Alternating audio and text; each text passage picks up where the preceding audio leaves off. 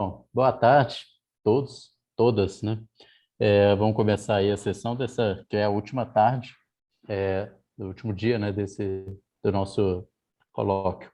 E eu tenho o prazer, essa mesa, né, ela está intitulada Intencionalidade, a segunda pessoa, e vão reunir aí três pessoas muito queridas aí, a Beatriz Sorrentino, da Universidade Federal do Mato Grosso, Federico Boccacini e André Leclerc, da UNB. É, e eu vou falar aqui os títulos de cada um, a ordem vai ser essa mesmo, Beatriz, Federico e André, certo? Pode ser? Pode. O, a apresentação da Beatriz é intitulada A Segunda Pessoa e as Condições para a Responsabilidade Moral. Depois o Federico tá em inglês aqui, mas você vai falar em português, você fala o que você quiser, Federico. Acho que a mesa vai ser em português. Believing in Others, Phenomenology and Epistemology of Testimony.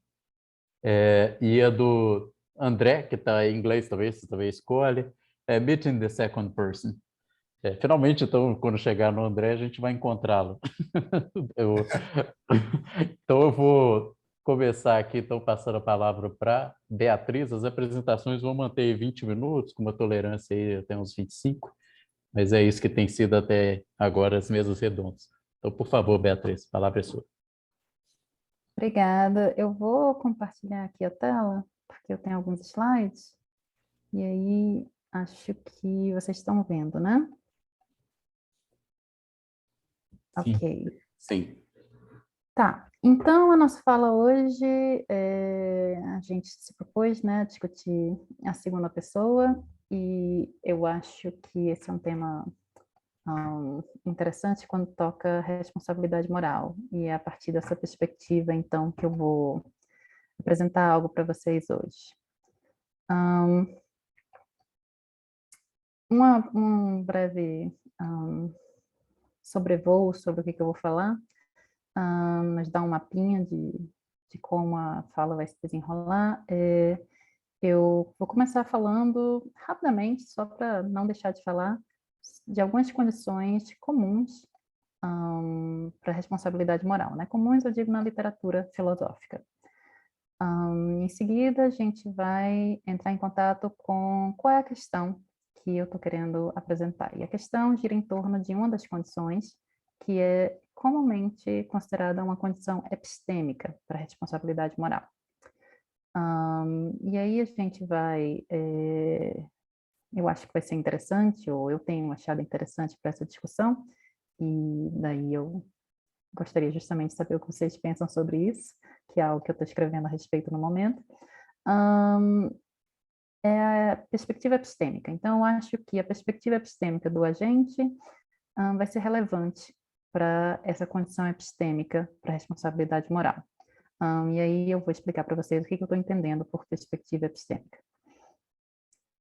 Eu acho isso porque eu acho que, na verdade, não há realmente um problema de falha epistêmica em relação a certa condição epistêmica em alguns casos de responsabilização moral. O que há é um desacordo moral. E aí eu também vou explicar para vocês um pouquinho melhor o que é isso mais adiante. Esse desacordo moral, acredito eu, tem relação com a estrutura social, uma certa assimetria de poder que favorece uma atribuição de valor desigual a certos agentes e seus interesses. E aí eu tento explicar, me afastando um pouco de algumas considerações comuns sobre responsabilidade moral, por exemplo, teorias de controle, que justificam a atribuição de responsabilidade moral com base no controle do agente, então me afasto um pouquinho disso e proponho uma justificação para a atribuição de responsabilidade moral com base na postura de segunda pessoa, ok? Então, é isso. Então, uma breve exposição do que são as condições para a responsabilidade moral comuns na literatura, né? Então, é muito comum que a gente se depare com questões a respeito de será que o agente pode ser moralmente responsabilizado se o determinismo for verdadeiro? Então, se o determinismo causal for verdadeiro, o que acontece com a responsabilidade moral? Porque há muita gente que supõe que Para ser moralmente responsável pela própria ação, o agente precisaria poder ter agido de outro modo. Se o determinismo for verdadeiro, então essa condição não é satisfeita, e em torno disso gira toda uma discussão. Claro que também essa não é a única posição possível, existem aqueles que adotam a posição mais compatibilista e que vão aceitar, por exemplo, que controle, agir por razões, ser capaz de responder a razões podem ser condições que permitem a responsabilização moral do agente. Essas são as chamadas freedom conditions, então são as condições associadas à liberdade. Eu não estou interessada nessas condições hoje, não é sobre isso que a gente vai tratar. A gente vai tratar de condições epistêmicas. Dentro dessas condições epistêmicas existe uma grande discussão, inclusive a respeito de quais são essas condições epistêmicas, né? Então, aqui eu coloquei algumas, 2 só, mas existem mais possíveis condições epistêmicas para responsabilidade Beatriz, moral. Oi. desculpa, você está trocando os slides porque ainda está no primeiro slide da sua apresentação. Oh, estou trocando sim, não tá fluindo? Eu ia falar a mesma coisa, eu estava assim, não é possível que essa é só a introdução e ela ainda não passou nenhum slide. Gente, desculpa, eu não me dei conta, deixa eu ver aqui. E agora, tá trocando? Não, Uai, por engraçado. que será que tá dando esse bug? Agora passou. Assim vocês veem com a tela menor. A gente está vendo com a tela menor, a gente não está vendo aquela tela da apresentação. Eu vou abrir aqui a tela maior. Vocês viram que ela tomou a tela inteira agora? Não. Continua no menor. Ixi, Acho que talvez precise compartilhar de novo. Talvez. talvez, deixa eu tentar então fazer isso. Compartilhar de novo a minha tela para ver se dessa vez ela me obedece. Gente, meu computador é um senhor idoso. Ele talvez já não responda mais aos meus comandos da mesma maneira. Então, ele é muito antigo. Acho que a Muito antigo Sofia, mesmo. a Sofia Stein, a Sofia está dizendo aqui que às vezes não há compatibilidade para colocar tela cheia. Que coisa, né? Engraçado que eu apresentei agora há pouco e estava dando certo. Tela cheia apareceu para vocês? Não, realmente não está aparecendo a tela cheia, mas eu acho que daria para a gente seguir, dá pra, pelo menos você mudando aí. Deixa eu ver se ela vai mudar pelo menos o slide. Hum.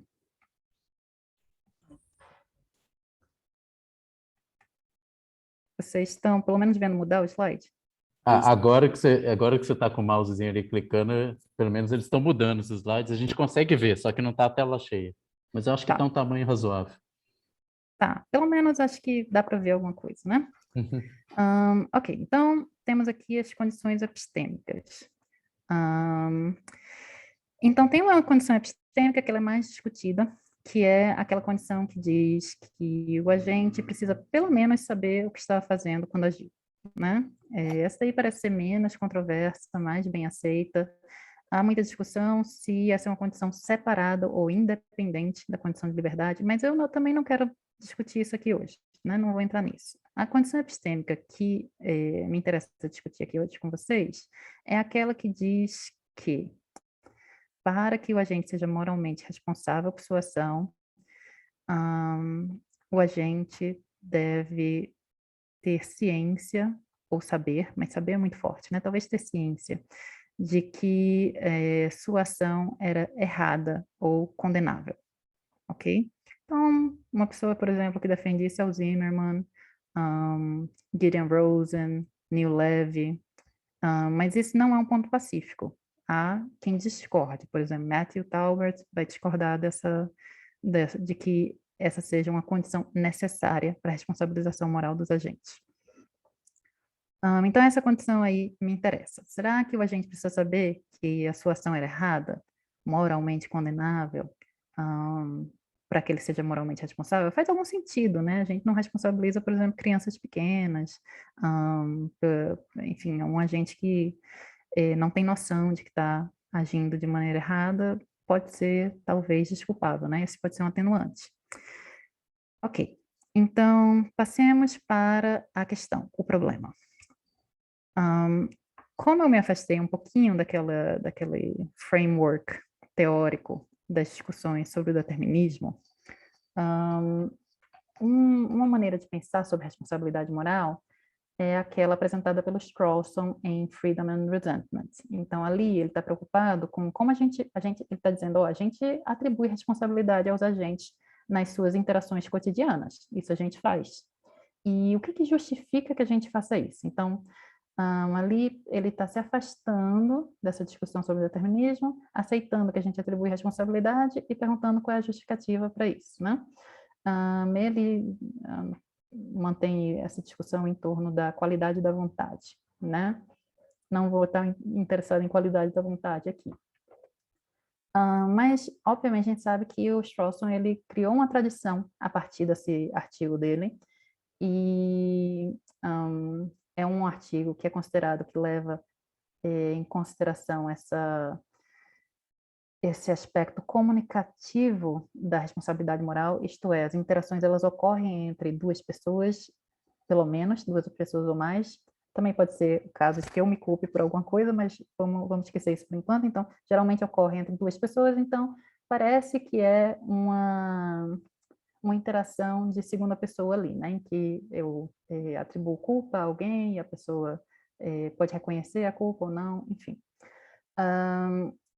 E algumas teorias que seguiram nessa linha do Strawson em buscar justificação para como a gente atribui responsabilidade, né, justificar na atribuição de responsabilidade, são as teorias chamadas teorias de controle. Grandes representantes dessa linha são John Martin Fisher e Mark Havisa, né? Eles têm trabalhos muito reconhecidos nesse sentido. E aí, eu também não vou entrar assim muito nessa discussão da teoria deles, mas a ideia é que eles apresentam uma proposta geral em que eles supõem que o agente não precisa ter tido aquele tipo de controle em que ele pudesse ter agido de outro modo quando agiu, mas ele apresenta, o agente precisa estar agindo, ele precisa que sua ação parta de mecanismos que respondam a razões, ou seja, quando esse agente age, esse mecanismo opera, esse mesmo mecanismo opera, o agente precisa ser capaz de reconhecer razões efetivas ou hipotéticas para agir de outro modo, incluindo algumas ações morais. E ele precisa também ser capaz de reagir a esse tipo de razões, né? Mas, assim, como a gente está preocupado mais com condições epistêmicas aqui, o reconhecimento de razões morais parece ser o ponto mais relevante dessa teoria. Daí surge um problema, porque a Michelle Thuria, que eu não sei se eu estou pronunciando corretamente o nome dela, ela tem um livro muito interessante em que ela discute um pouco mais uma atribuição de responsabilidade do ponto de vista de teorias interseccionais do feminismo, né? Então, o livro é A Intersectional Feminist Theory of Moral Responsibility. E lá ela tem um exemplo muito interessante que coloca um problema para as teorias de controle. Ela quer dizer que tem alguns agentes que nós temos interesse em culpar, né? Ou seja, atribuir responsabilidade no sentido de atribuir, considerar que ele seja um alvo adequado para atitudes reativas de ressentimento, né, ou de culpa. Então, ela diz que a gente tem alguns agentes que a gente tem interesse em culpar, mas que essas teorias de controle não necessariamente permitem que nós culpemos. Então, ela dá um exemplo que eu acho bem interessante, que é o do gerente que assedia sexualmente as funcionárias que lhe são subordinadas. O exemplo tem uma série de detalhes, mas, de um modo geral, a ideia é que o gerente ele não se dá conta de que ele está assediando sexualmente as funcionárias. Ele acha que ele está só flertando inocentemente com elas. Ele não tem acesso ao conceito de assédio sexual, ele não foi ensinado isso, ele cresceu numa sociedade patriarcal e sexista, numa casa patriarcal e sexista, em que, inclusive, ele pensa que pode ser que as mulheres gostem desse tipo de atenção, né? E que elas deveriam, na verdade, ser muito gratas a ele por ele estar dando a elas essa oportunidade de avançar na carreira.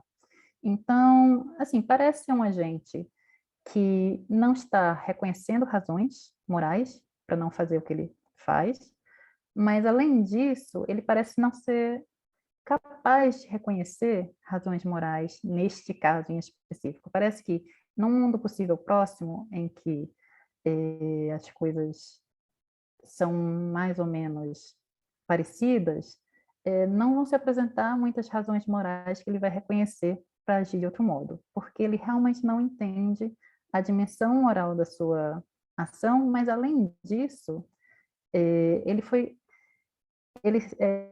se desenvolveu psicologicamente de maneira tal que ele é insensível a esse tipo de razão moral, né?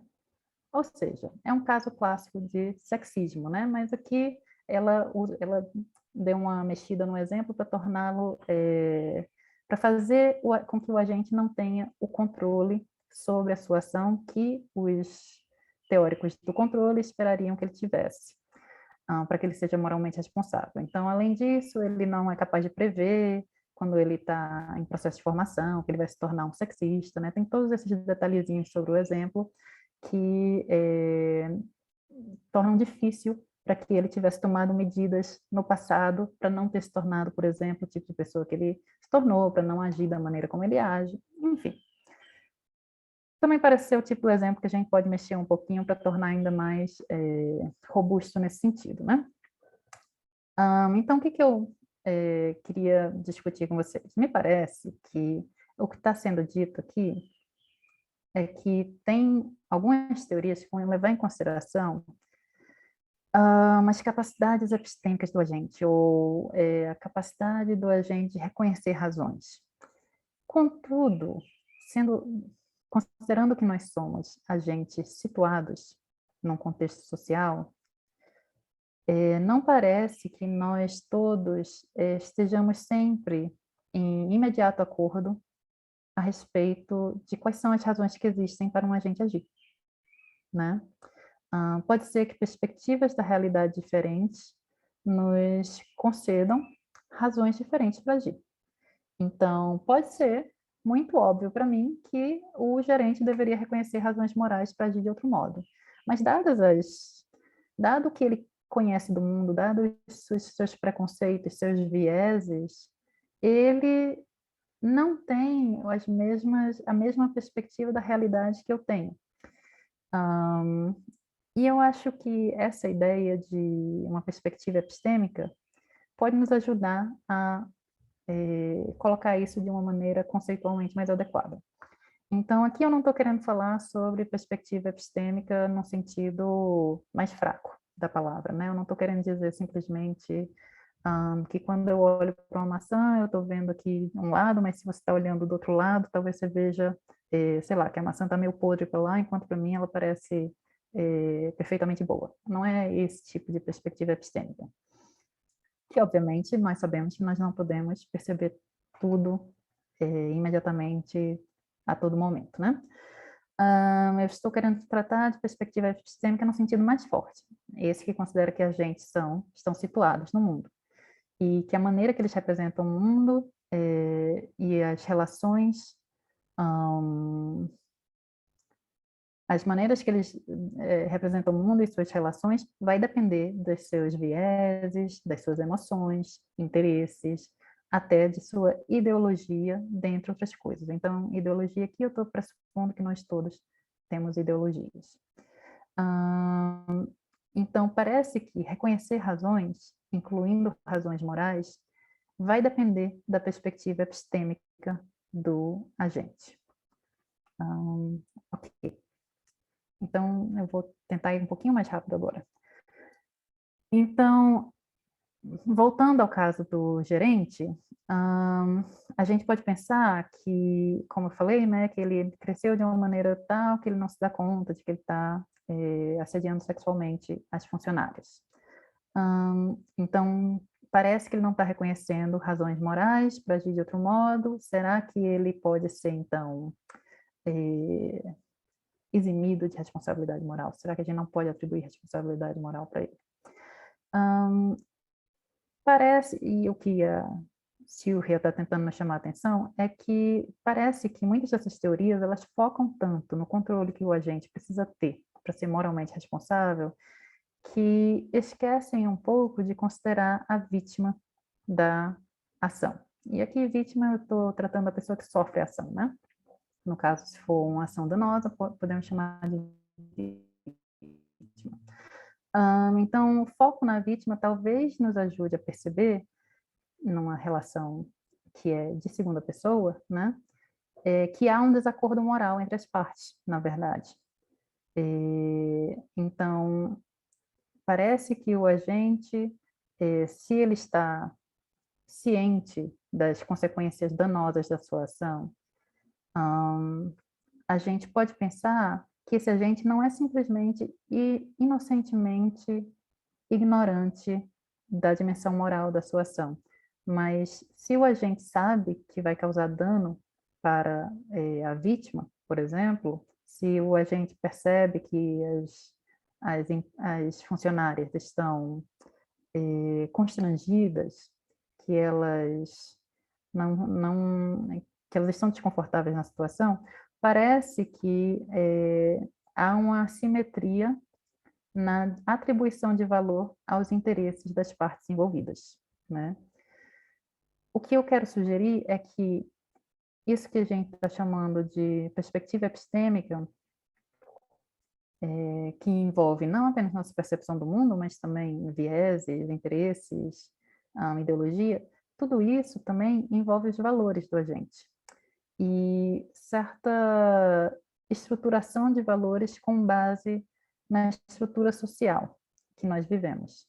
Então, a estrutura social que nós vivemos, por exemplo, se a gente pensar na questão de gênero, que é a que toca esse exemplo, é uma estrutura social sexista e que impõe normas sexistas aos gêneros. Essa é toda a atribuição de papel social às pessoas de acordo com características corpóreas, né? Ela impõe certos papéis às pessoas com base nessa atribuição de gênero a cada pessoa. E esses papéis eles vão ser mais valorizados num dado gênero e menos valorizados num outro gênero, né? Então, a gente vai ter uma atribuição de valor distinto à posição e aos interesses, à posição social e aos interesses de cada uma dessas pessoas, né? Ou seja, de cada um dos gêneros. Se esse é o caso, se há uma assimetria na atribuição de valores a diferentes grupos, e aí eu estou tomando o gênero como exemplo, mas a gente pode pensar também em raça, classe social, a gente vai ter uma assimetria na valorização das pessoas envolvidas e dos interesses envolvidos nas interações entre indivíduos na sociedade cotidianamente.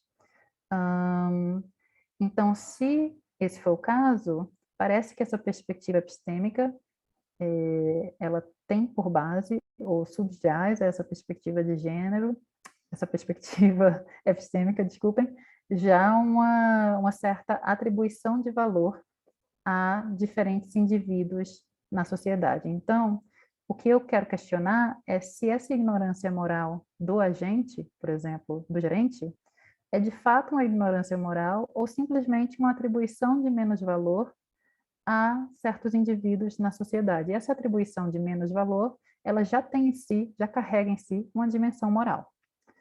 Então, parece que o balanço dos interesses, né, quando a gente põe na balança os interesses dos diferentes indivíduos nas interações sociais, alguns vão pesar mais do que outros. Então, parece difícil dizer que não há nenhuma dimensão moral nesse tipo de ação. E é justamente porque o agente desvaloriza ou valoriza menos os interesses da vítima que ele vai ser incapaz de reconhecer razões morais para agir de outro modo quando ele sente que ele pode, né, por exemplo, assediar as funcionárias. Porque, no caso, os interesses da vítima têm pouco peso de acordo com a perspectiva epistêmica do agente. Isso torna, então, os interesses da vítima menos relevantes ou que não vale a pena reconhecer os interesses da vítima como razão moral para agir de outro modo. No caso, então, se supõe que a ação não é que o agente, de fato, não tenha sido capaz de perceber qualquer tipo de razão moral, mas simplesmente que ele julgou a ação permissível do ponto de vista moral. Isso não é exatamente uma falha epistêmica. Eu acho que, ao invés da gente pensar no controle que o agente tinha, nesses casos em específico, em que a falha epistêmica, ou a suposta falha epistêmica, se deve a uma assimetria de poder na posição social, acho que nesses casos específicos a gente não pode pensar que a ignorância epistêmica, que a ignorância moral inibe ou proíbe a atribuição de responsabilidade moral. Nesses casos, a gente pode pensar que há outra justificativa para a atribuição de responsabilidade para esses indivíduos. A partir de um ponto de vista de segunda pessoa, como defendido pelo Darwell,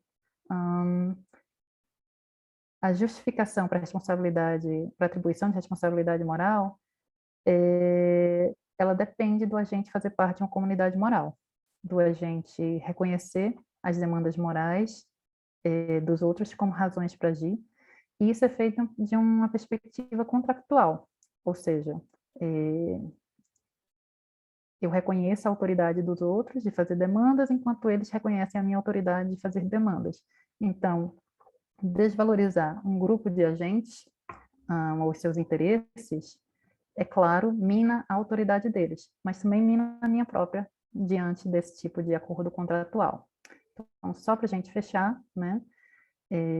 O que eu quis dizer hoje foi que o reconhecimento de razões morais depende de certa perspectiva epistêmica, e isso faz sentido, então, que um sexista não reconheça razões morais quando a gente está tratando dos interesses das mulheres. A estrutura social de atribuição de valor a certos grupos sociais subjaz a essa perspectiva epistêmica, e em muitos casos, não em todos os casos de ignorância moral, mas em muitos casos, nos casos em que a ignorância depende dessa assimetria de poder, não reconhecer razões morais não resulta de uma falha epistêmica, ou de falta de controle, ou o que seja, mas de um desacordo moral com a vítima a respeito dos seus interesses, né, do quanto os seus interesses são valorizados em relação aos interesses do agente. E é isso, acho que eu passei um pouquinho, né, do meu tempo. Foi só um pouquinho. Obrigado, Obrigada, Beatriz. gente. Eu vou, então, agora passar a palavra para o Frederico. Federico, a gente sempre chama você de Frederico. Federico, por favor. Obrigado, Marco Aurélio, não tem problema, estou acostumado. Antes de tudo, eu queria agradecer meus dois colegas, Marco Aurélio e André, professor, convite na organização desse evento. Foi muito importante também para conhecer a comunidade analítica brasileira. Muito feliz. Então, obrigado.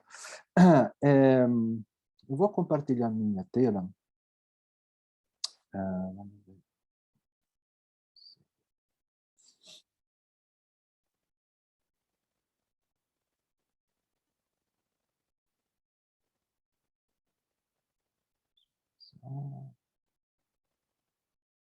Ok.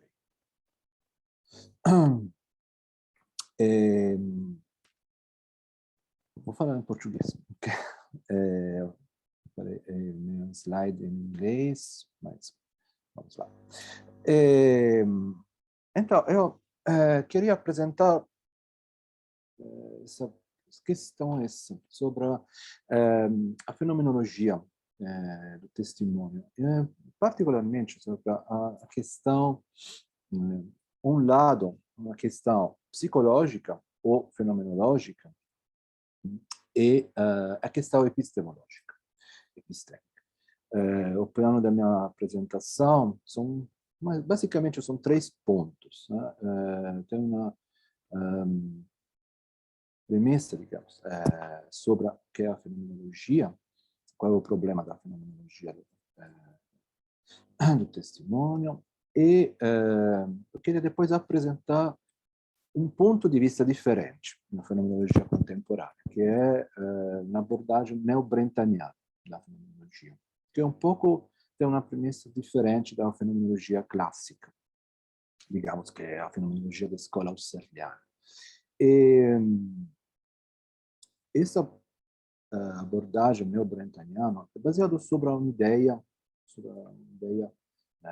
que diz sobre a natureza do juízo, a natureza da crença. E queria concluir sobre os aspectos epistemológicos da justificação. Qual é a diferença entre a fenomenologia clássica e essa fenomenologia neobrentaniana? Ok. Muito da nostra... Por que é importante? Qual é o fenomeno? Que boa parte do nosso conhecimento na vida é baseado sobre experiências indiretas, sobre o que os outros, quando nós somos crianças, opiniões, nossos pais, questões, são todos conhecimentos indiretos. Então, é um fenômeno importante, também porque conhecimento, por exemplo, conhecimento histórico, outras formas de conhecimento, é um conhecimento indireto. A questão é por quê e como, qual é a estrutura, como funciona esse tipo de conhecimento, como podemos justificar quando não tem um conhecimento direto de um fato. Claro, nós podemos justificar, reconhecer, porque nós reconhecemos a autoridade de uma outra pessoa.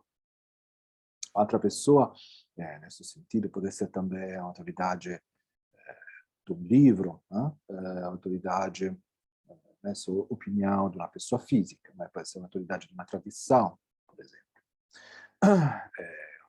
A segunda pessoa tem muitos significados diferentes. Digamos, é a questão sobre a autoridade dessa segunda pessoa. E sobre a fonte das crenças dessa outra pessoa.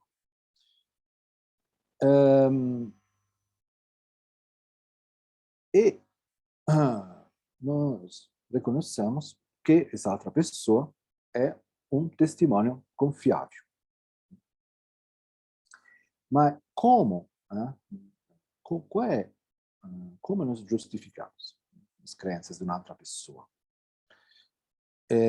Agora, a minha ideia, o que eu queria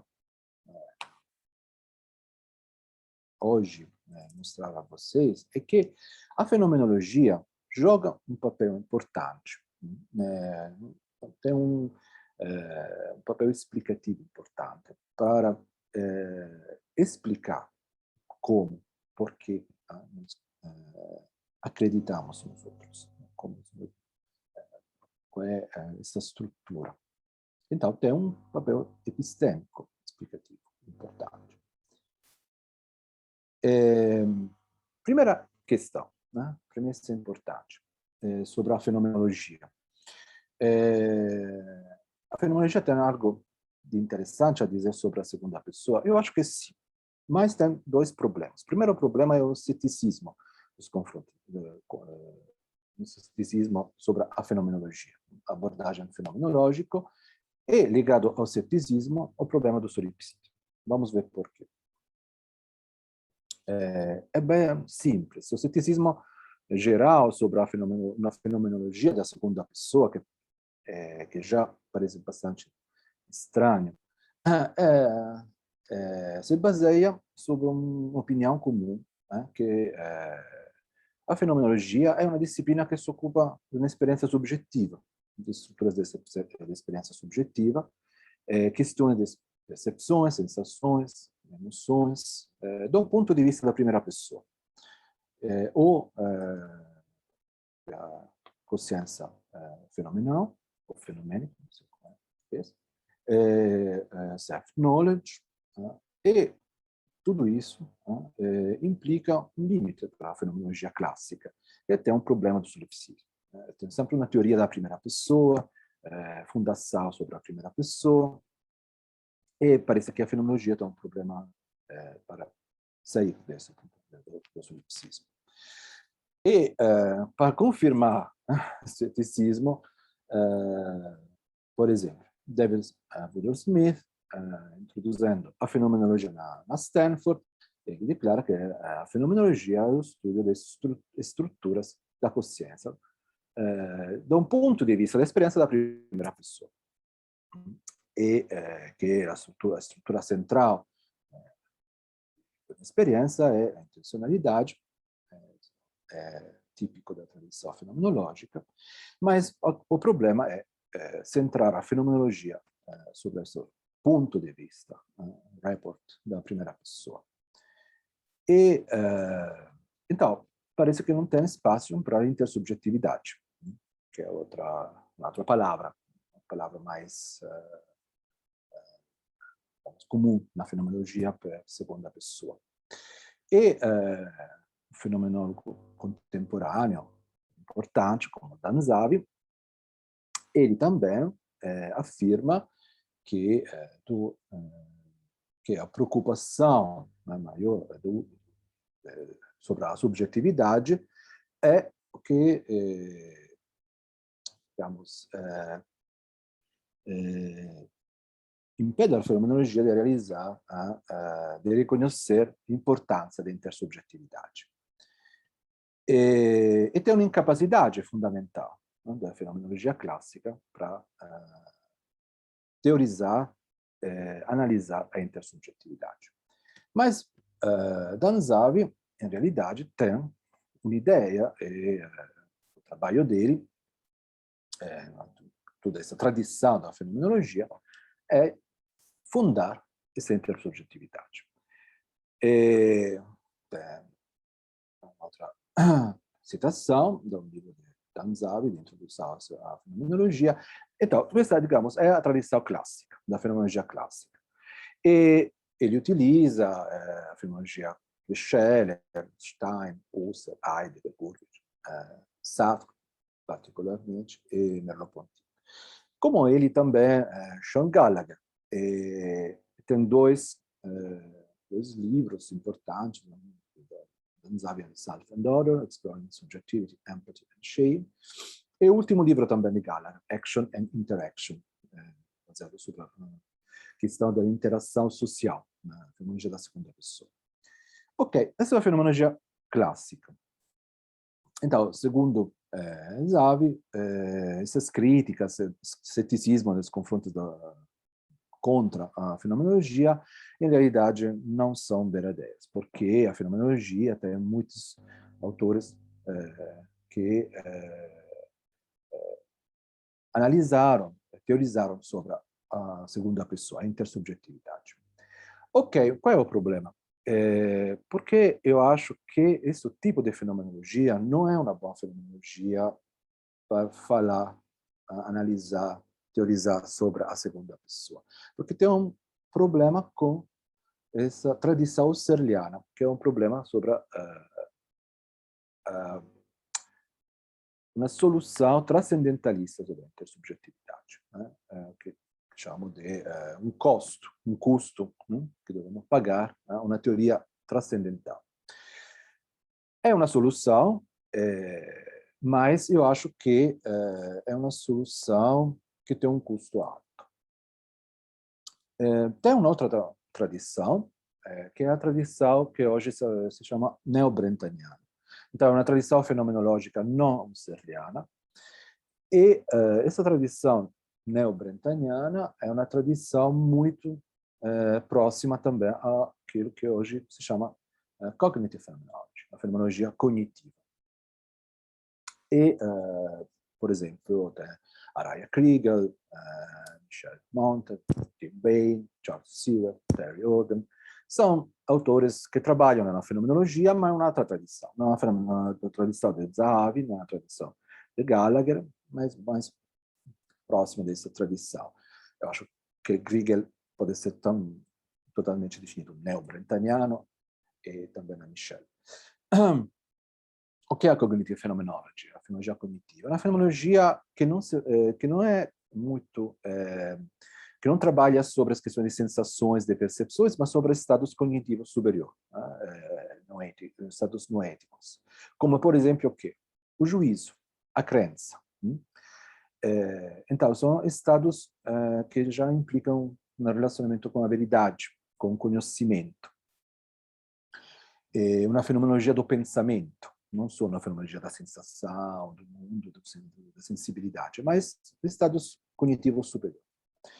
E, porque o que importa da questão da segunda pessoa, eu acho importante esse desenvolvimento sobre a fenomenologia e a ontologia da crença.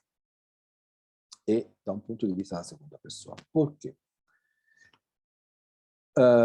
Podemos separar dois aspectos, duas questões. A primeira, aspecto psicológico, e quando eu falo nessa tradição neobrentaniana do aspecto psicológico, que também, como Brentanian Scholar, estão dentro dessa tradição, fenomenológico e psicológico são praticamente sinônimos. Um problema fenomenológico é um problema psicológico.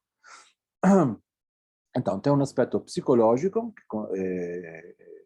que é um aspecto sobre a estrutura e a natureza da crença, desse tipo, a crença baseada sobre uma outra pessoa, e um aspecto epistêmico, né, que é a justificação, e que implica na questão da habilidade, problema com a habilidade dessas crenças. Ok, qual é a particolaridade desta abordagem neobrentaniana sobre a fenomenologia da crença? Segundo o Brentano, a crença é intencionalmente uma orientação para algo, é uma orientação para um objeto. Essa é a estrutura geral. Então, tem um ato de crença, um ato mental, essa parte mental, e, em geral, falamos que eu acredito que, uma proposição. Isso é uma definição proposicionalista desse tipo de ato, que é a regola standard, mas não é brentaniana, não é estritamente brentaniana. Em realidade, uma proposição é um objeto abstrato, isso é, digamos, um modelo que não é muito próximo à tradição brentaniana, mas próximo a uma tradição freudiano-russeliana. Foi transformado, digamos assim, da Chisholm. Em realidade, recuperando o primeiro Brentano, ato de crença é um ato não proposicional, onde o objeto da minha crença pode ser uma outra pessoa, mas, já falei, pode ser uma tradição, pode ser autoridade de um outro, não importa, pode ser um outro tipo de autoridade. Esse tipo de abordagem é uma abordagem não freudiana, não tradicional. Por quê? Porque esse objeto não é abstrato, como uma proposição, é um objeto concreto. É a experiência de uma outra pessoa, o fato de ser nascido em uma tradição, a opinião das outras pessoas, eu acredito nessas opiniões. Ok, meu ponto é que esse objeto não é um objeto abstrato. Eu deixo só dois... tem uma literatura, mas, por exemplo, Mark Textor e Frederick Moltmann publicaram seu livro para Oxford University Press, Active Conceptions of Propositional Content, onde tem também uma discussão sobre essa abordagem não proposicional dos actos cognitivos. E também um seu livro de textos brentanos do mar, tem um capítulo sobre a questão do julgamento e da crença. Ok, mas o ponto não é objeto, o ponto é o ato, a natureza do ato do crença. E, então, esse ato não é um ato proposicional, e a diferença do ato da crença, onde é um objeto, tem uma diferença nesse tipo de crença nas segundas pessoas. Por quê? Porque o objeto, em realidade, é um testemunho, uma outra pessoa, uma tradição, um sistema de crenças diferentes. Mas, além, digamos, dessa pequena diferença, eu acho que a estrutura, a análise de estrutura da crença, da um ponto de vista fenomenológico, seja a mesma. Não tem um problema sobre a natureza do ato. O ponto central é que, segundo Brentano, a natureza da crença, do julgamento, é baseada sobre a experiência de aceitar algo. E ele caracteriza esse ato de crença como a nossa capacidade de afirmação e negação. E afirmação significa aceitar, reconhecer, aceitar o quê? O objeto da crença. É um ato mental, é um ato cognitivo, totalmente mental, que se basa sobre essa natureza de aceitar algo. Nesse sentido, não é um aceitar ou não aceitar, segundo Brentano, uma proposição, mas é aceitar a opinião de uma outra pessoa. Então, segundo essa tradição fenomenológica brentaniana, esse aceitar é a real natureza, a natureza profunda, essencial do juízo, de uma crença, do juízo. E essa está também a base da lógica. Esse é o ponto fundamental, digamos, interessante, da um ponto de vista filosófico, porque eu não posso só afirmar que P, eu devo também aceitar, reconhecer que P tem um certo sentido. Então, isso significa que, da um ponto de vista fenomenológico, a estrutura da lógica e os actos cognitivos, a mente, a parte da análise do mental, são juntos. Não podem ser separados. Não é uma forma de psicologismo, mas, digamos, é uma forma de onde a lógica e a análise psicológica cognitiva são caminhos paralelos. Da um ponto de vista histórico, um ponto interessante é que essa ideia de aceitar como um ato cognitivo é uma ideia que Brentano recupera já da um livro importante de Newman, An Essay of a Grammar Assent. Assent, podemos traduzir também como aceitar algo, que tive uma influência sobre Brentano, mas também sobre o Wittgenstein. Vou um pouco rápido. Então, esse ato de aceitar a opinião do outro é como um ponto entre a primeira pessoa e a segunda pessoa. Então, essas duas experiências. E da um ponto de vista epistêmico, o problema é como eu posso justificar essas crenças das outras pessoas. E agora, essa tradição, contra a tradição fenomenológica husserliana, que há uma resposta transcendentalista, e a ideia do Brentano é que não tem justificações a priori. Todas essas justificações, aceitar, reconhecer, afirmar a opinião do outro, são justificações empíricas. O que significa isso? Que significa que o testemunho pode ser justificado só psicologicamente. Eu devo justificar esse tipo de minha crença, que se baseia a sua crença de uma outra pessoa, por exemplo, com questões de autoridade. Eu reconheço a autoridade da opinião da outra pessoa, ou eu reconheço a autoridade de uma tradição. Ou eu reconheço que você, com outra pessoa, fez uma experiência direta de um fato. Então, ele tem um report de um fato que ele fez uma experiência. Ou eu posso, per fraqueza de espírito, minha credulidade, é um tipo de justificação. Ou per fé.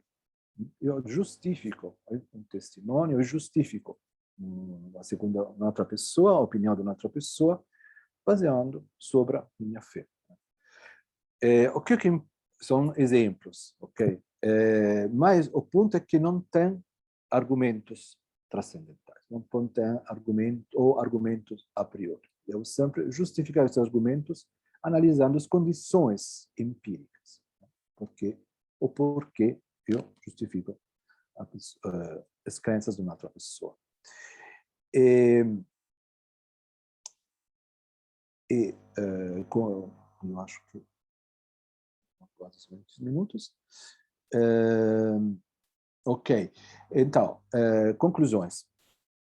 Em primeiro lugar, eu acho interessante essa tradição, porque a ideia de trabalhar sobre a análise desse fenômeno da aceitação, um fenômeno psicológico da aceitação, e que esse fenômeno da aceitação joga um papel fundamental, tem um papel explicativo fundamental sob um ponto para justificar a epistemologia da segunda pessoa, da epistemologia do testemunho. Claro, é uma abordagem fenomenológica, né? Então, tem essa experiência, essa questão de aceitar, mas tem também essa linha, né, sobre Newman, Brentano, Wittgenstein. Então, também acho importante essa discussão se as condições, né, de verdade, sobre a crença de uma outra pessoa, mas pode ser também sobre uma proposição, são ou não são, se a verdade dessa proposição pode transcender essas condições. Desse ponto de vista empírico, fenomenológico brentaniano, não, isso não é possível. A crença de uma outra pessoa, para justificar a crença de uma outra pessoa, eu devo me perguntar como eu posso justificar autoridade, fé, credulidade, porque a outra pessoa fez uma experiência direta. Então, eu devo investigar e pesquisar sobre essas condições, que são condições empíricas. Okay? Isso também é um elemento de distinção com a outra tradição fenomenológica. Ok, eu acho que meu tempo acabou. Muito obrigado. Obrigado, Federico. Estava dentro do tempo, só uns minutinhos também a mais. Tá bom. Ok, aqui está 24 minutos. Eu vou passar agora para a última apresentação dessa mesa. O André, por favor.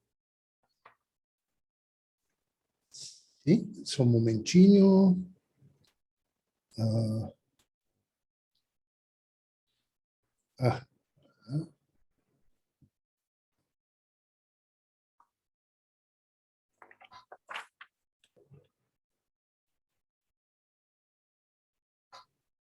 Pronto. Todo Perfeito. mundo está vendo? Uhum. Ok, então vamos lá. Vai ser uma apresentação curta e toda em sobrevoo, mas eu quero devolver para Federico os agradecimentos, porque a preparação do número especial, em particular, foi um empreendimento mais trabalhoso do que eu imaginava, e sem a ajuda dele, puxa, teria sido muito mais laborioso. Então, o título é Encontrando a Segunda Pessoa em Carne e Osso. Tá? Ok. A principal questão que eu vou submeter aqui a vocês é a seguinte. Há uma década, mais ou menos, tem uma chuva de textos, de livros sobre a segunda pessoa. É um fenômeno, como já aconteceu fenômenos similares na história recente da filosofia, mas antes disso tem poucas referências ao problema da segunda pessoa ou uma tentativa de reconhecer sua importância ou sua existência, né? No número especial que preparamos, Federico e eu, bom, eu menciono rapidamente Port Royal, tem um trecho onde é dito que existe algo como uma penetração imperfeita da mente dos outros e que, sem isso, a gente não falaria do jeito que falamos efetivamente, porque numa interação verbal, normalmente, a gente não diz tudo quando percebemos na cara do outro que já foi assimilado, compreendido, então não se vê a necessidade de insistir, né? Mais significativa ainda é um século depois, é o Thomas Reid, um common sense philosopher, portanto, alguém que que rejeita, na verdade, o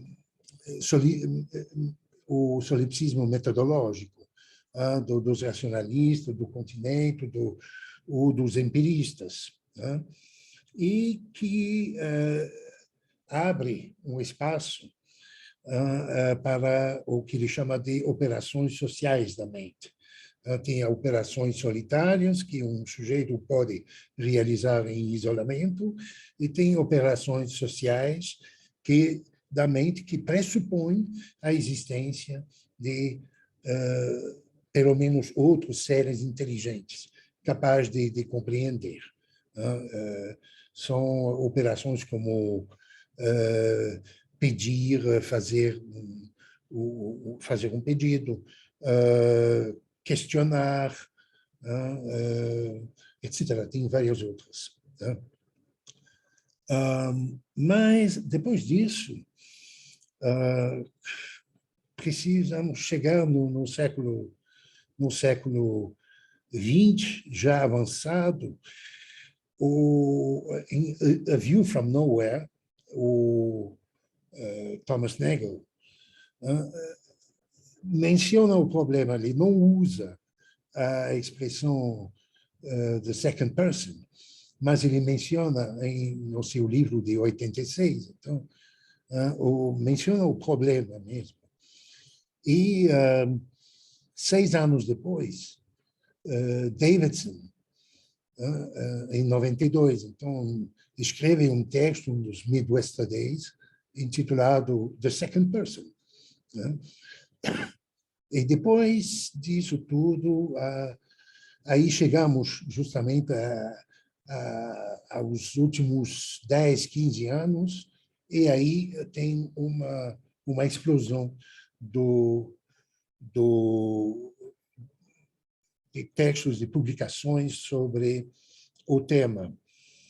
Bem, aqui estão as 3 pessoas, as 3 perspectivas, né? A perspectiva em primeira pessoa é bem conhecida, ela é subjetiva, né? E, bom, ela representa um ponto de partida, né?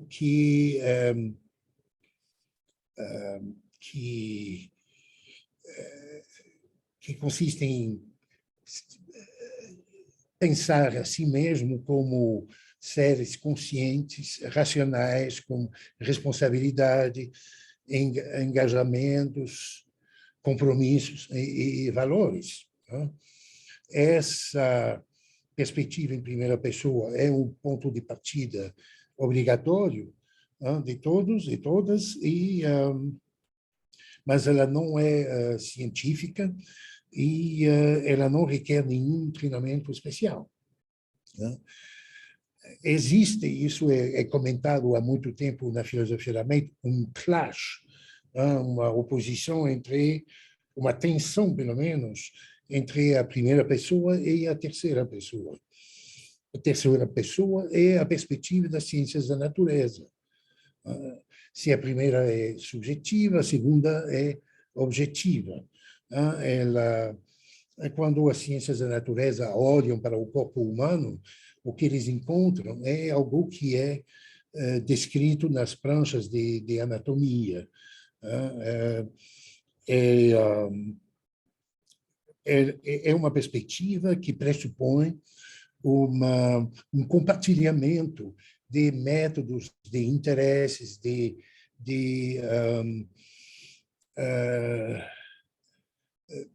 maneiras de ponderar as evidências e as crenças dos outros, né, para chegar às mesmas conclusões, né, quando é possível. Bom, temos às vezes a ilusão que nas comunidades científicas reina uma unanimidade, um consenso. Com certeza não é o caso, mas se fraccionarmos cada comunidade, é possível encontrar consensos nas partes, pelo menos, das comunidades. Então, a segunda pessoa, ela entra na jogada como enraizada na primeira pessoa e fundamentando a terceira pessoa. A objetividade é a intersubjetividade. Pressupõe, se constrói a partir da intersubjetividade. A segunda pessoa é necessária para completar o retrato,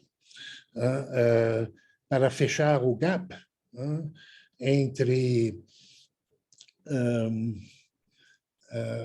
as duas, a primeira e a terceira pessoa, e explicar geneticamente como podemos sair do círculo estreito de nossa subjetividade para compartilhar crenças e métodos. Então, a segunda pessoa, na verdade, ela é necessária. Ela estava lá o tempo todo. Agora, por que será que demorou tanto para aparecer nas discussões filosóficas?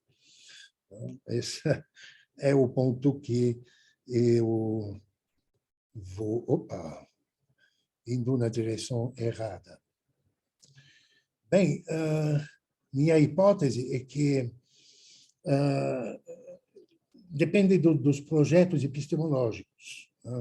No caso de Descartes, por exemplo, é o caso mais flagrante. É uma versão paradigmática do solipsismo metodológico,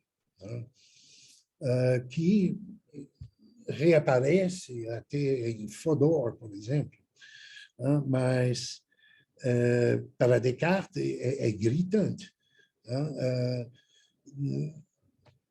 O objetivo é chegar a uma convicção, uma verdade inabalável, e essa primeira verdade é eu existo. Tudo bem, mas para chegar a essa primeira verdade, o custo é muito elevado. Você tem que praticar uma forma de dúvida que é fingida, mas mesmo assim faz parte do método, que descarta tudo o que você aprendeu pela experiência sensorial, e isso inclui os outros. No texto de Descartes, isso é explícito. Então, começamos com um sujeito completamente isolado e depois temos a tarefa de construir uma via, um caminho para chegar ao conhecimento dos outros. assim se cria o problema das outras mentes, né? Bom, é claro que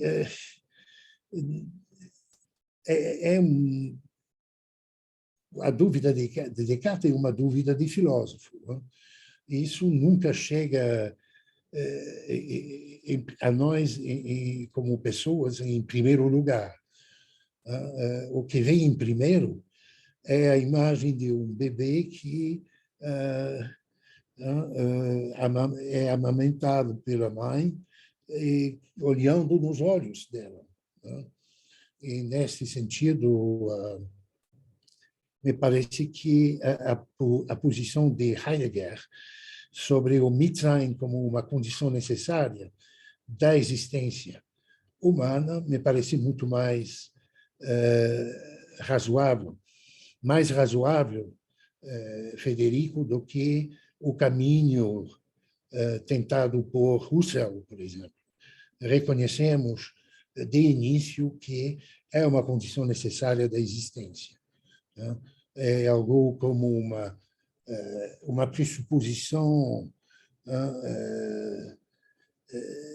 tão fundamental que ela aparece como uma espécie de postura natural, né? Descartes, em consequência do seu projeto epistemológico, propõe um teste para decidir se estamos realmente cercados por pessoas de verdade, de carne e osso, ou por autômata.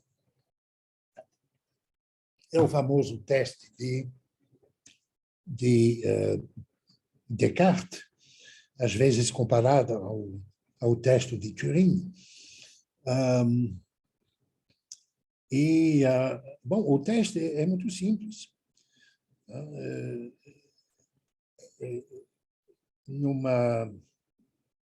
É só falar com o outro, seja uma máquina ou autônoma, tempo suficiente para descobrir se é uma máquina ou uma pessoa de carne e osso.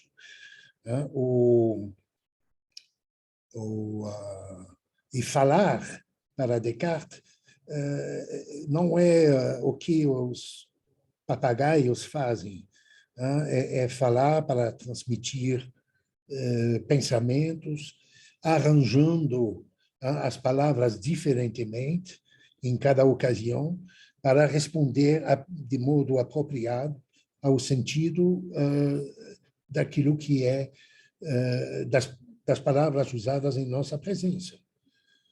Esse é o teste, e para ele uma resistência, pode ser um corpo humano ou um autômata, provido desta capacidade, é também uma res cogitans.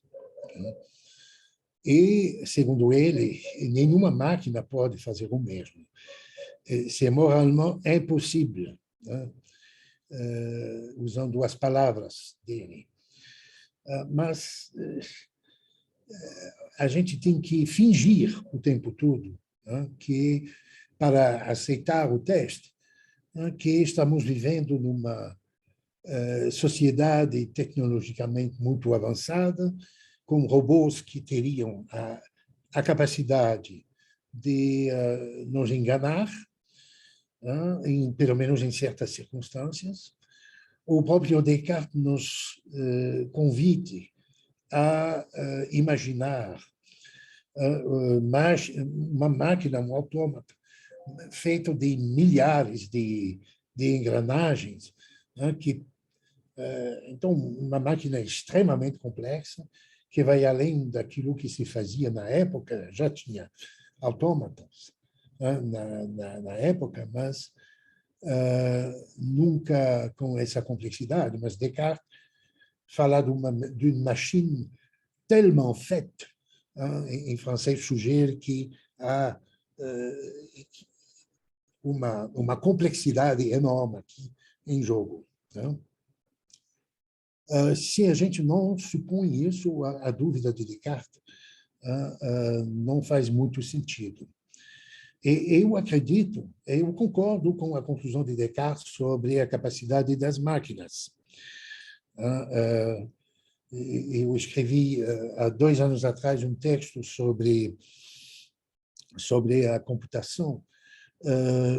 Máquinas funcionam sintaticamente e todas as informações semânticas são embutidas na sintaxe. Então, o resultado é uma linguagem altamente regimentada e que não consegue a mesma flexibilidade que os contextualistas, como eu e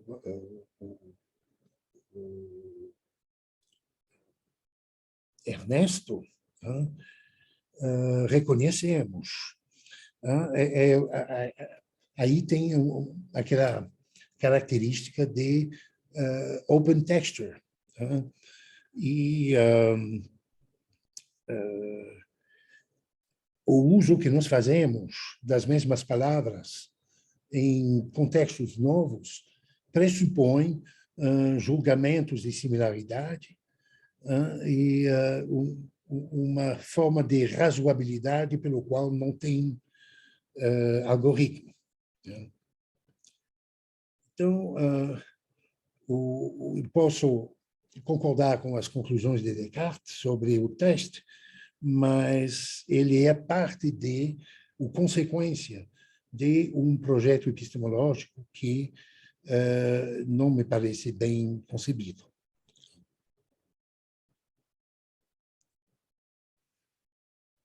Bem, é claro que os cuidados de uma mãe e de um pai são importantes, da família toda são importantes na ontogênese, mas para se tornar uma pessoa, isso não basta. Lynn Baker mostrou que a característica de ter uma perspectiva em primeira pessoa possuir uma perspectiva em primeira pessoa é uma propriedade relacional. E essa propriedade ela vem em pelo menos 2 graus. O primeiro grau é algo que temos em comum com os animais, outras espécies. É como se a gente estivesse no ponto de origem do espetáculo do mundo. Isso outros animais certamente têm. Mas para ser uma pessoa, é preciso atingir um segundo grau, o segundo grau dessa perspectiva em primeira pessoa, que pressupõe a posse de conceitos através dos quais, pela aplicação dos quais, uma pessoa pode se pensar como distinta de qualquer outra coisa ou outra pessoa.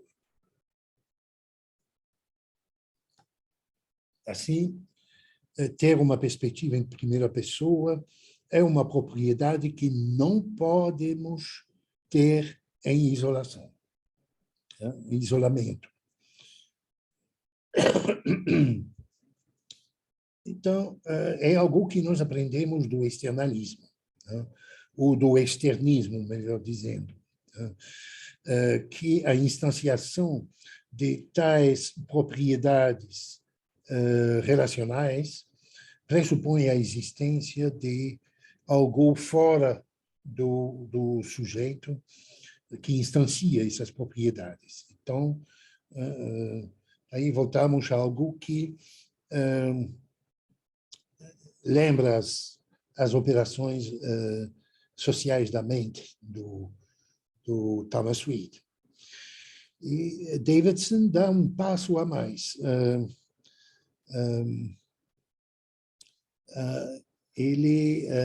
eu vou citar Davidson aqui, que reconhece e defende o caráter social do pensamento.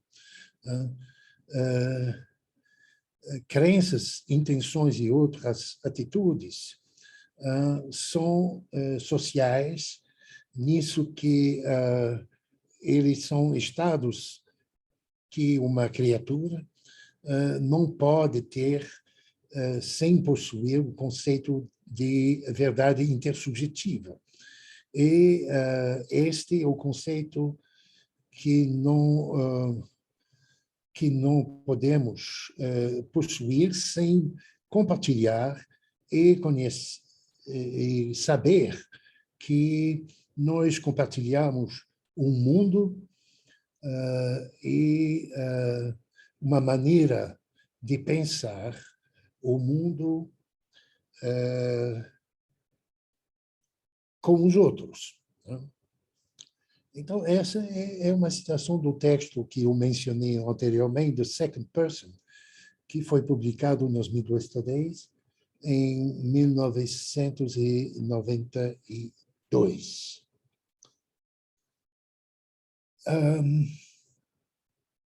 Tem uma noção de no externismo em epistemologia que tomou cada vez mais importância, particularmente na epistemologia da testemunha, que é a noção de confiança, trust.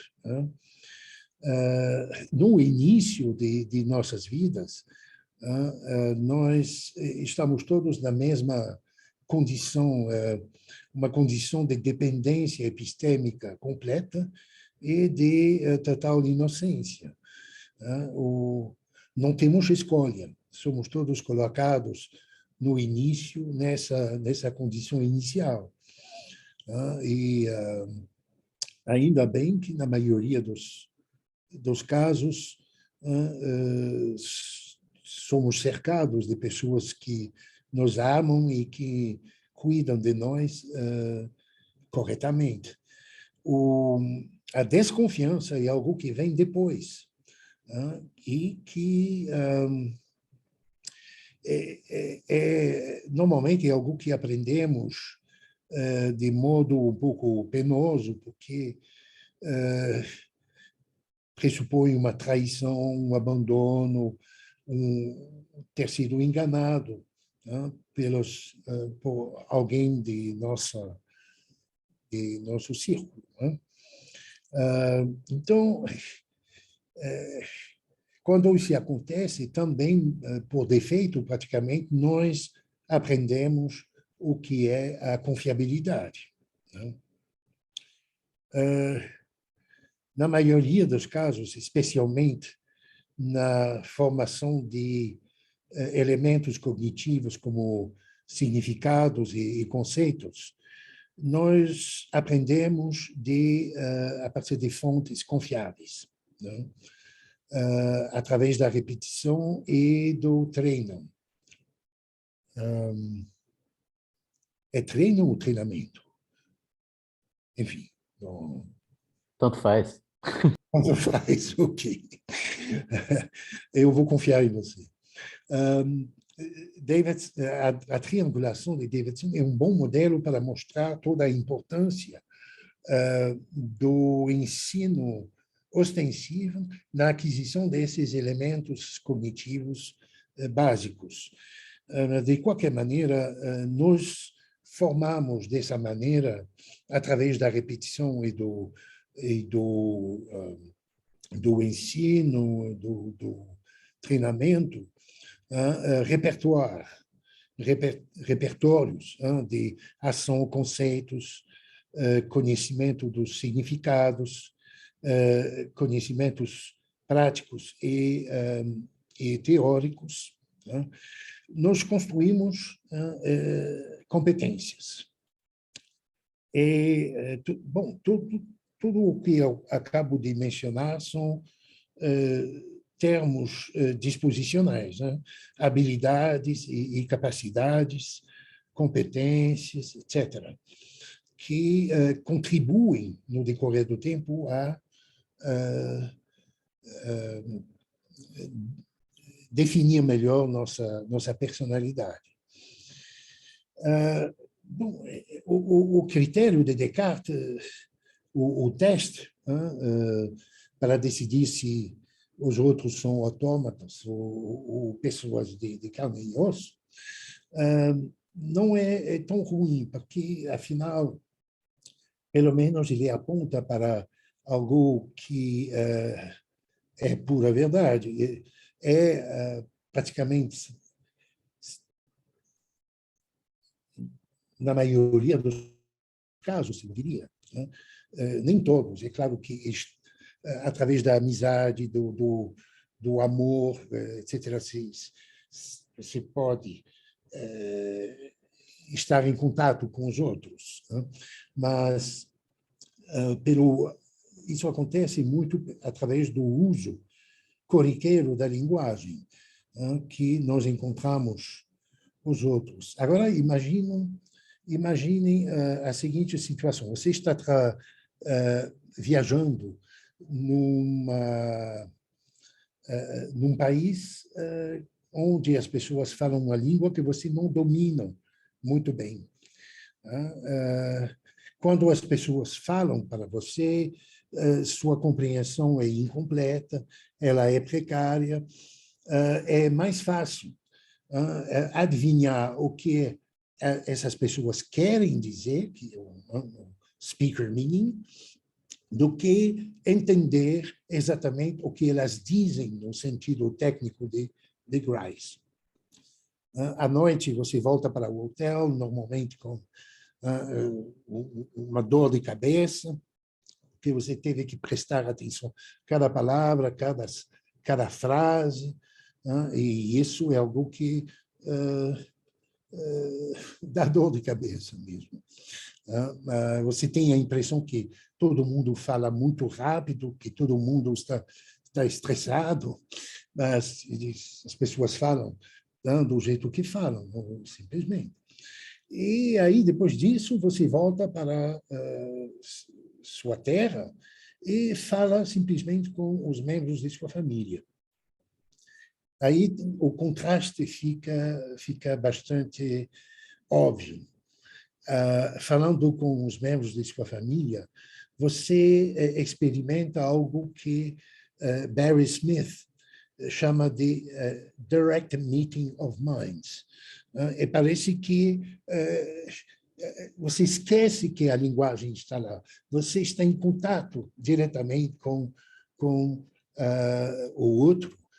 E isso, é claro, esse tipo de experiência acontece com pessoas que você conhece há muito tempo, como os irmãos e irmãs. Aí são os casos mais óbvios, digamos.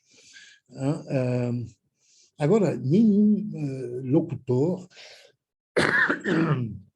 por mais competente que seja, consegue absorver a totalidade de algo como uma língua natural. Cada uma absorve uma parte dela que é suficiente para a comunicação. É o que chamamos de idiolecto.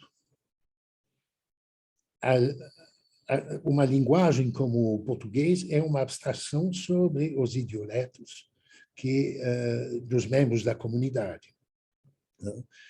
E, bom, o que ouvimos quando falamos numa interação verbal não são os significados. É absurdo pensar que não podemos ouvir significados. Os significados não viajam em cima de ondas sonoras. O que ouvimos é a voz das pessoas.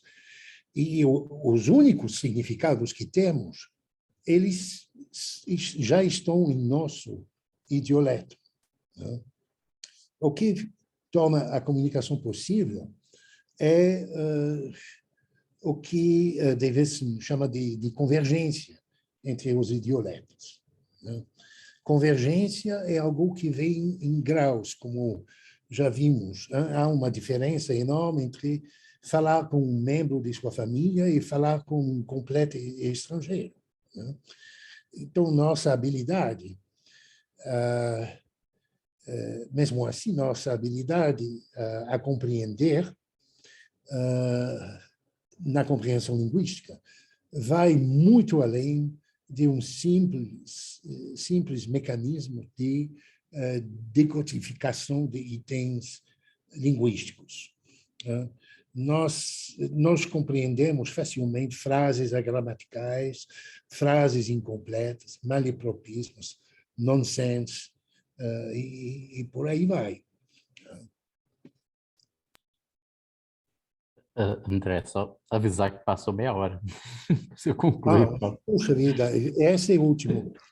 Então, a ideia de Grice é que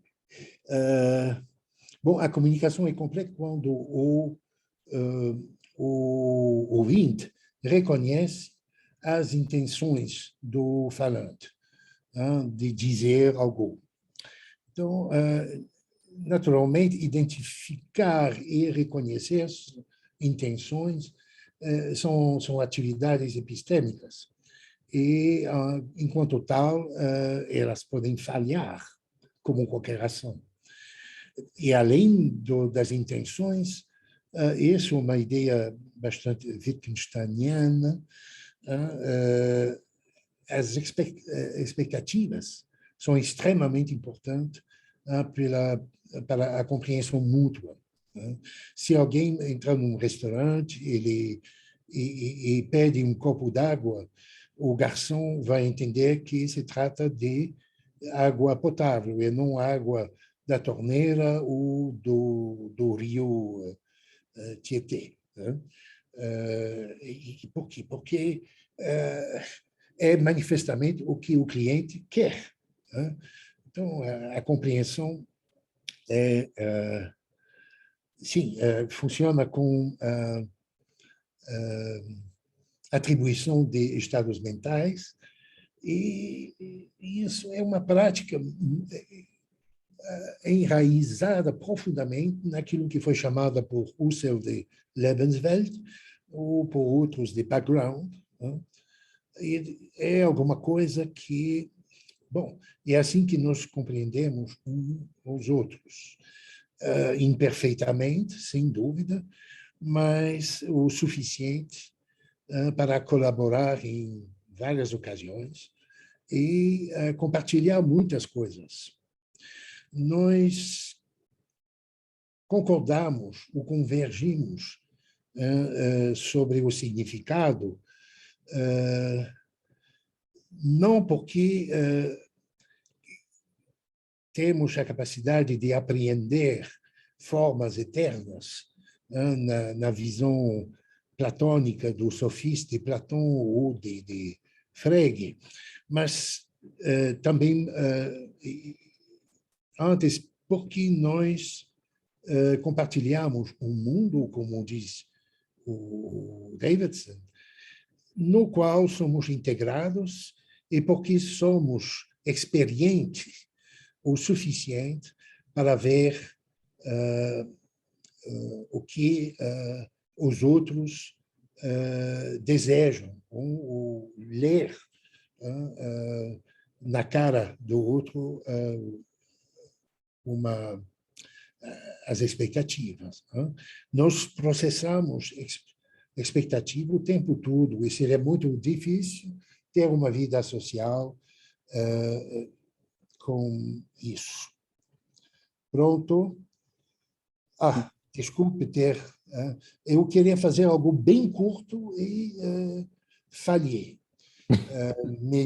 Meus desculpas. Ok, vamos para as perguntas. Tá certo. Obrigado, André. Vamos para a sessão, então, de perguntas, começando aqui pelo Daniel De Luca, por favor.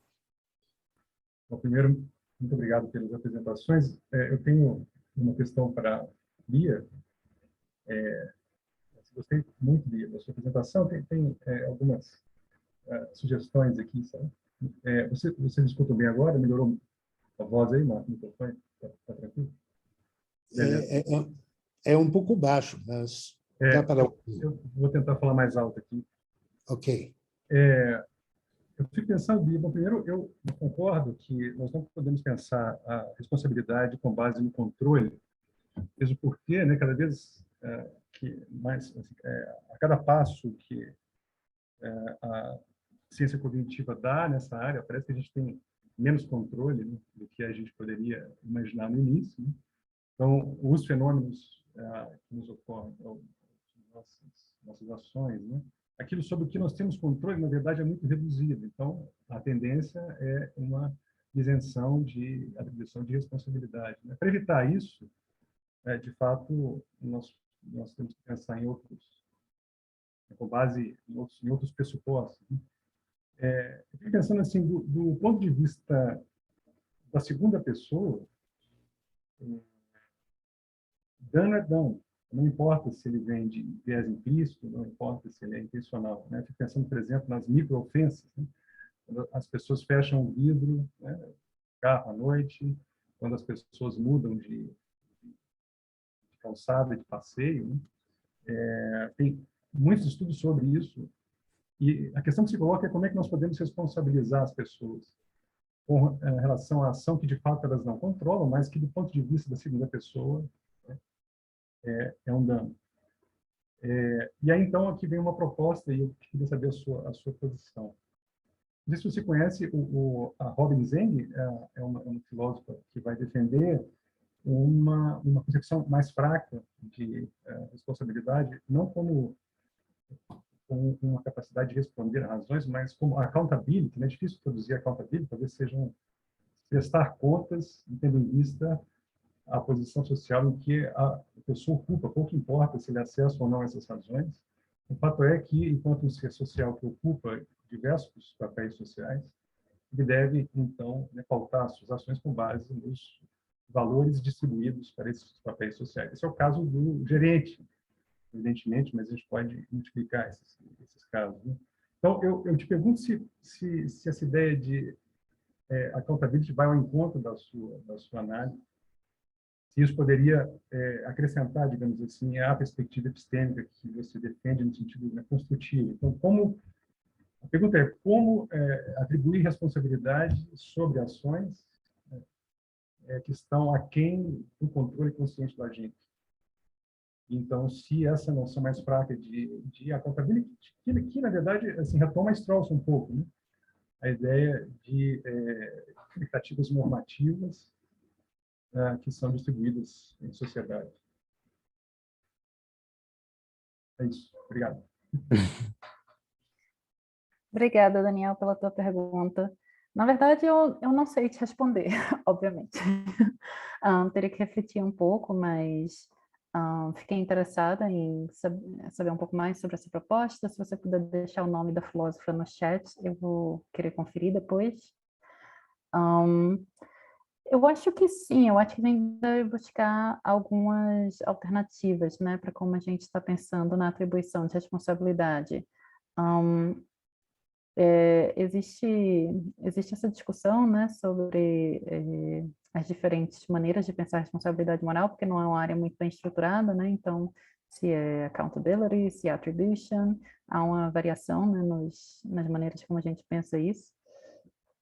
E eu acho que a gente tem uma tendência muito forte a demandar certo controle do agente, porque parece que é injusto, ou de um modo geral, né, parece haver uma tendência, uma intuição de senso comum de que seria injusto atribuir responsabilidade a um agente por algo que ele ou ela não controla, né? Mas assim, eu não, o que eu diria assim sobre isso é que obviamente não é uma resposta para a sua questão, mas o que eu consigo dizer nesse momento a esse respeito é que eu não tenho certeza se a gente precisa abrir mão tão completamente do controle. Assim, é lógico que a gente sabe que há há muitos obstáculos, né, para a gente controlar as nossas ações, a gente responde a uma série de vieses que a gente sequer se dá conta. Mas, por exemplo, tem um artigo do Alfred Miller e do Shepard, eu acho que é de 2013, numa revista de ética, eu não lembro o nome, em que eles discutem o quanto algumas técnicas de, digamos assim, awareness enhancement ajudam os agentes a lidar melhor com situações em que eles normalmente se deixariam levar por esses vieses.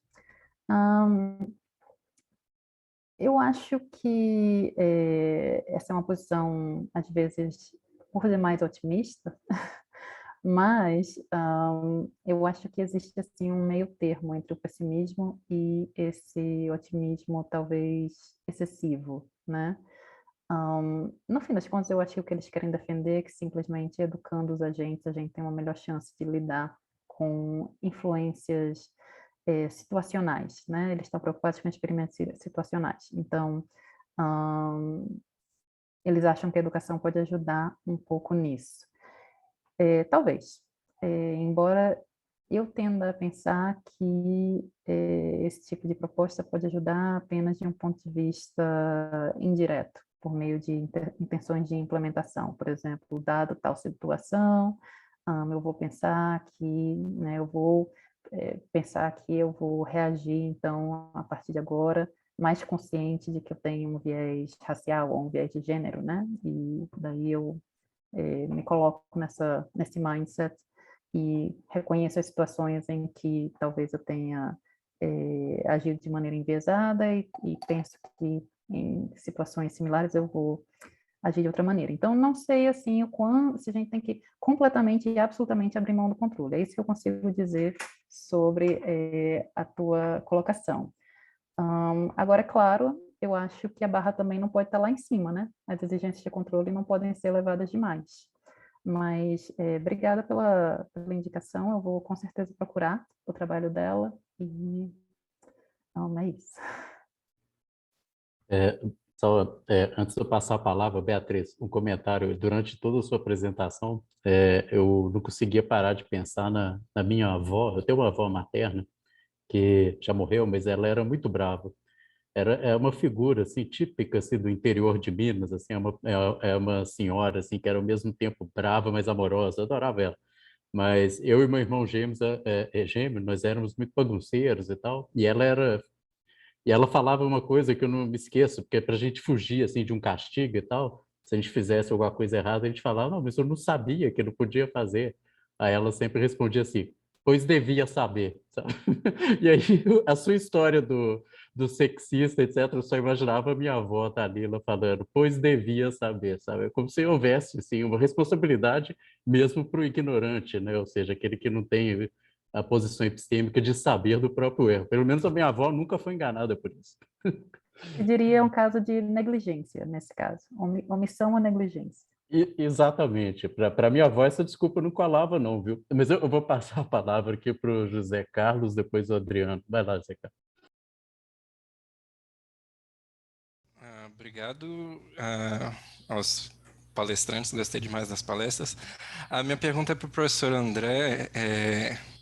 Eu perdi um pouco da palestra porque minha conexão caiu aqui, mas me parece que a sua colocação ao final parece implicar que exista, para que você entenda a linguagem, você tem que ter, pelo menos, parece implicar a existência da teoria da mente, de que você atribui mentalidade, atribui outras coisas para outra pessoa.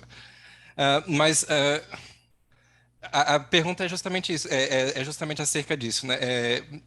Quando algumas pesquisas tentam conectar a teoria da mente com o entendimento, com o funcionamento da linguagem, elas parecem ser muito ambíguas. Tem pesquisas que parecem apontar para que de fato isso acontece, mas tem outras pesquisas que parecem apontar para que não está relacionado. Então, pessoas que têm dificuldade de atribuir estados mentais a outras, ainda assim conseguem compreender a linguagem de uma maneira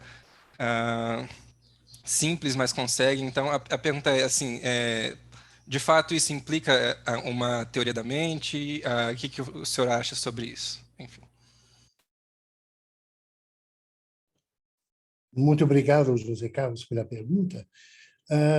Tem várias posições possíveis. Ontem, tivemos o prazer de ouvir Juliana Orione, e eu trabalhei com ela como orientador da tese de doutorado. Ela fez um trabalho, ela se interessa muito pelas obras de Dennett e Davidson. No caso de Dennett, bom, a Intentional Stance, no início, lá já na década, acho que final da década de 70, e Davidson também, num texto escrito por Davidson, intitulado Davidson, para o Companion da Blackwell, de Filosofia da Mente, a primeira frase é não há aquilo que chamamos de mente, mas tem predicados mentais que são verdadeiros de pessoas. O que a Juliana fez é mostrar que, no decorrer do tempo, o Dennett, bem como o Davidson, chegam Juliana está assinalando que bom, eu estou falando bem do seu trabalho, Juliana, não tem problema. Vamos mandar para você a gravação depois. O que ela mostra é que os dois caminham, na verdade, para uma espécie de realismo moderado,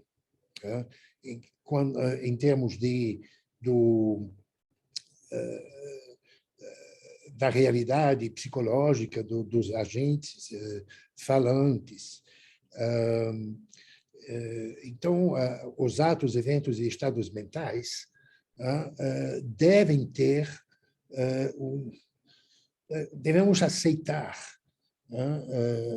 em nossa ontologia que essas coisas estão existentes, porque, de outro modo, quando dizemos que certos predicados mentais são verdadeiros,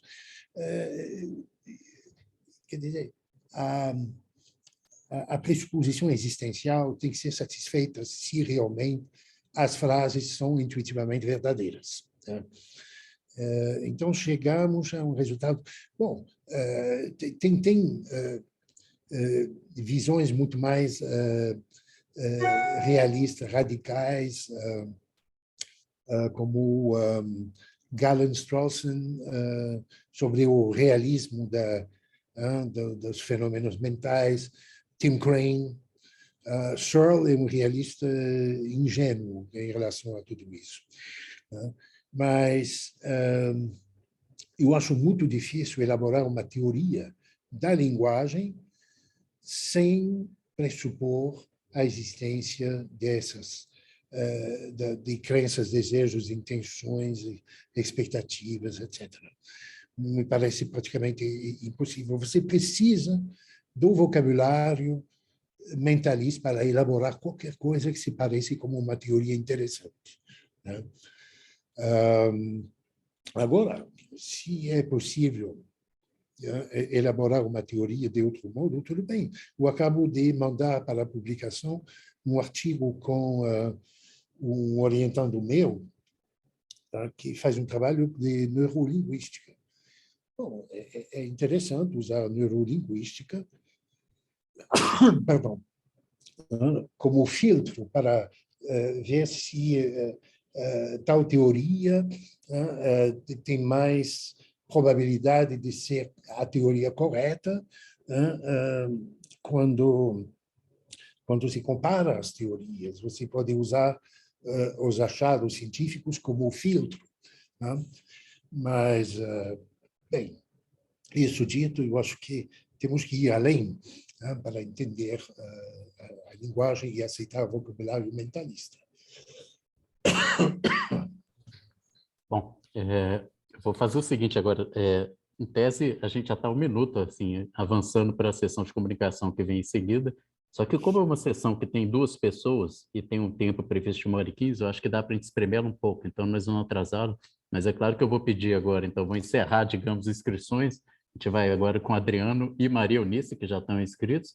E eu vou pedir, então, para que tanto perguntas quanto respostas sejam bem concisas, né, para a gente conseguir terminar dentro de um prazo razoável. Adriano, por favor. Obrigado, Marco, pela chance de perguntar. E obrigado pelas exposições aí dos colegas. Eu tenho uma pergunta para a Beatriz e outra para o André. Elas têm mais ou menos o mesmo viés, tá? E meu interesse é saber o quão a sério, na perspectiva de vocês, a segunda pessoa deve ser levada, ou vocês consideram que ela deve ser levada. Então, para a Beatriz, a pergunta é a seguinte: o Darwin fala realmente, né, na necessidade da segunda pessoa para nos, digamos, apontar razões para agir. A minha pergunta é: a validade de razões para agir na sua avaliação, Beatriz, e pode se remeter a Darwin, ela é independente da outra pessoa, e a outra pessoa simplesmente nos aponta essas razões para agir, ou não? Ou a segunda pessoa, mais do que apontar, ela é propriamente um fundamento dessas razões para agir, o que a gente poderia chamar de motivos, então, para agir, já que razões aí têm esse sentido mais objetivo. E para o André, a pergunta é a seguinte: ele mencionou, eu gostei muito do seu tema, André, que é expor qual é o problema da segunda pessoa, né? Eu acho que é realmente um tema de fundo da filosofia e ele toca esse ponto da objetividade.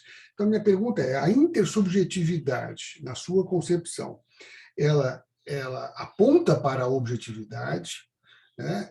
Mas o que é importante é a objetividade, ou nós nunca alcançamos a objetividade? A objetividade simplesmente seria uma maneira de a gente exprimir a intersubjetividade. Mas o que existe realmente são elementos intersubjetivos. Você mencionou agora na última resposta que a gente não pode compreender uma teoria da linguagem sem essas dimensões subjetivas, e essas que têm dimensão pragmática, né?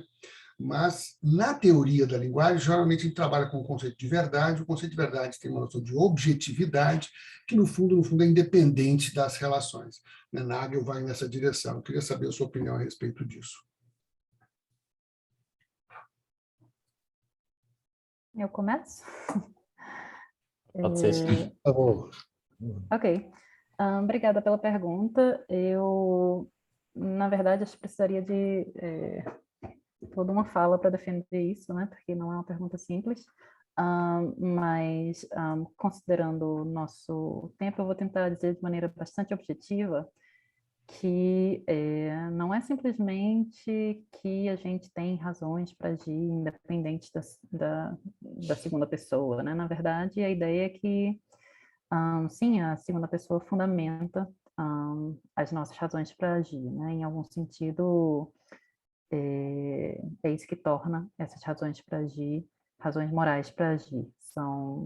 É justamente o fato de que elas são demandas de uma outra pessoa, né? Dentro de uma comunidade moral da qual a gente faz parte. Uma coisa que eu assim, tinha interesse em explorar, e na verdade não tinha muito tempo, é que a proposta da Silvia também faz bastante referência a essa ideia, né, da relevância da segunda pessoa.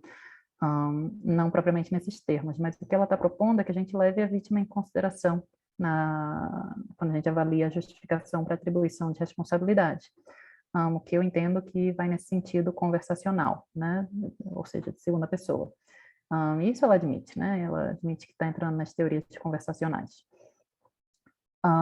E a proposta dela, dita assim de maneira muito breve, provavelmente sem fazer justiça ao que ela pretende dizer, é que culpar um agente pode ter funções relevantes para a vítima também. Então, culpar o agente não é simplesmente algo que a gente faz levando em consideração se o agente tinha controle ou não, se era justo ou não, mas há funções relevantes que culpar desempenha dentro de uma proposta, no caso dela, do feminismo interseccional. E isso, algumas das funções isso não é exaustivo, por exemplo, apontar quem é o autor da ofensa, também criar a possibilidade de se reconhecer que houve uma ofensa, mesmo independente do agente que, enfim, produziu a ofensa, reconhecer o que fez ou não, e inclusive comunicar, né, alertar outras pessoas sobre a possibilidade de nesse caso, no caso do gerente, de um assediador, né, e possivelmente até organizar resistência. Então, dentro dessa discussão dela, parece que há também bastante espaço para a gente justificar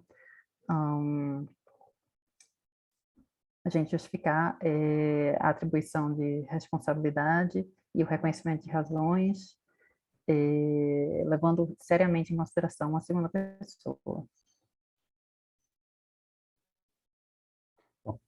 A pergunta era para o André também, né? Sim, obrigado, Adriano. Eu tinha 2 pontos, né? Como a objetividade é uma construção a partir da intersubjetividade, né? Será que chegamos realmente a... Bom, nunca se chega no final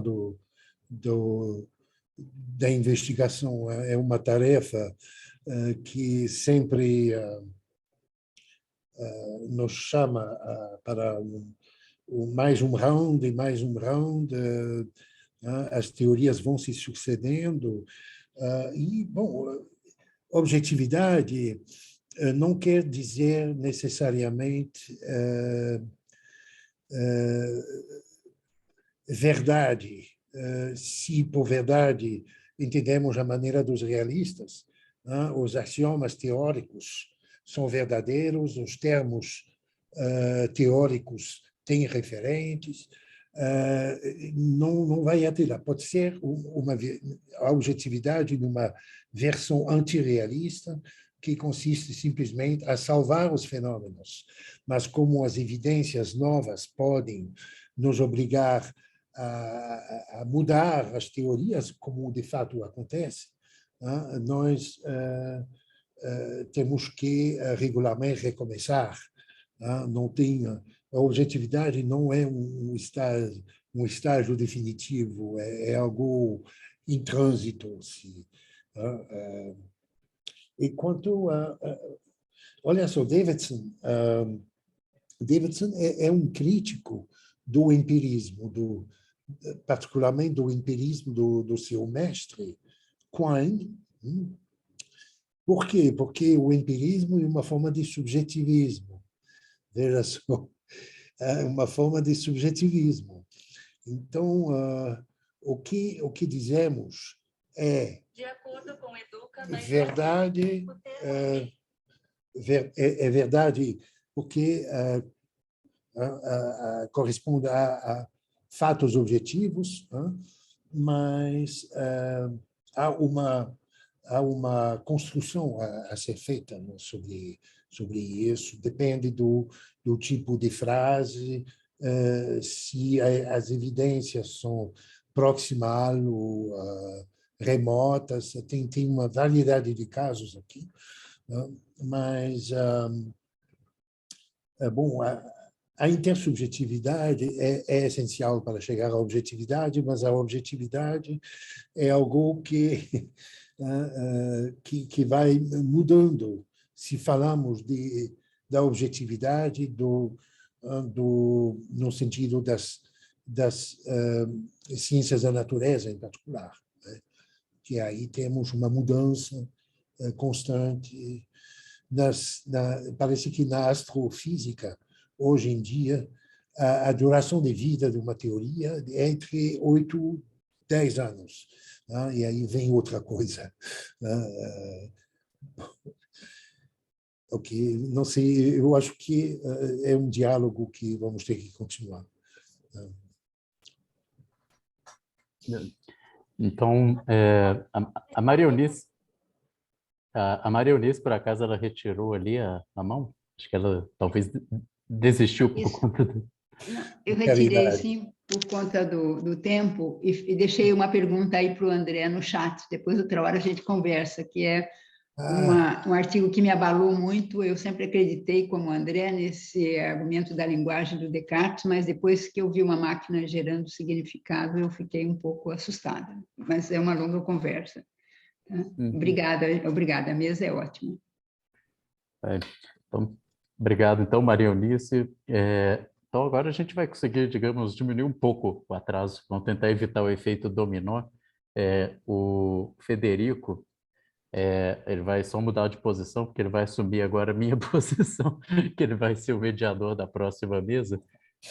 E a gente já começa, assim, em seguida, ou como é que você prefere fazer, Federico? Vou passar a palavra para você, então, agora é com você. Obrigado a todos, foi uma ótima sessão, viu?